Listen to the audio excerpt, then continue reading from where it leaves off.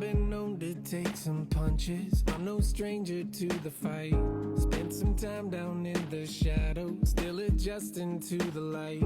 I got some stories I could tell you. Where my feet. Good morning, Pastor Larry here. It is June the 29th, it's Monday. And today we're in Proverbs 29, which I think, if I'm not mistaken, is where we started when we started doing Proverbs. And the verse today is verse 9 of chapter 29. And the Bible says, if a wise man contendeth with a foolish man, whether he rage or laugh, there is no rest.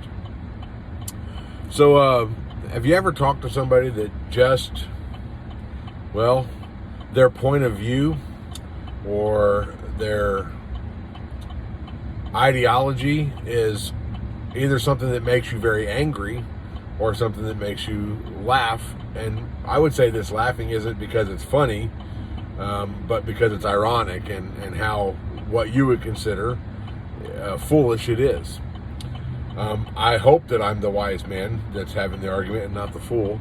But this is one reason why me personally, I don't watch much politics. I don't get into the political arena like maybe say Pastor Boer does, because I will either get very angry or laugh in derision at the ideology of even some of the right, let alone the left. Don't even get me started on liberalism. But anyways, we need to watch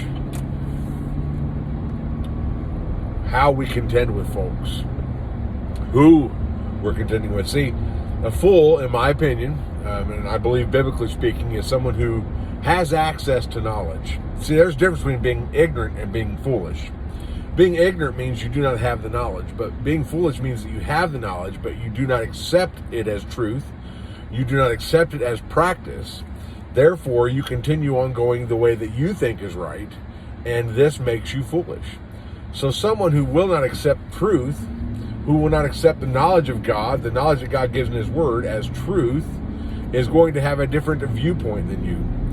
Now, they may feel very strongly about their viewpoint, and while we do not want to be disrespectful, it may make you angry or it may make you laugh, and there's no rest in that. And so, while I love having a good discussion with folks, and I don't even really mind confrontation, as long as it's done with some, decorum, but that's just it. When you're arguing with a fool, there is no rest, is what the verse is saying. You're going to continue to argue. You're going to continue to contend. You're not going to change their mind.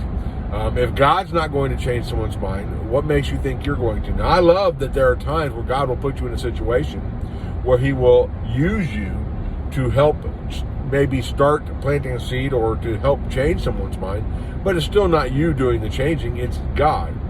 So watch who you're contending with. Why are you contending with them? What is the contention? Because see, we're here to honor and glorify Christ. And so I want to encourage you today to don't just argue with folks. I love it when somebody comes, Pastor, I need a verse to argue this. I need a verse to argue. They're saying this, and I need a verse so I can win.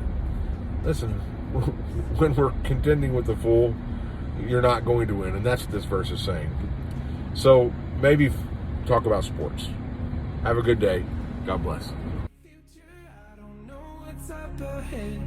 Can't see you around the corner. I don't know what's coming next. I don't have all the answers, but I know it's not the end.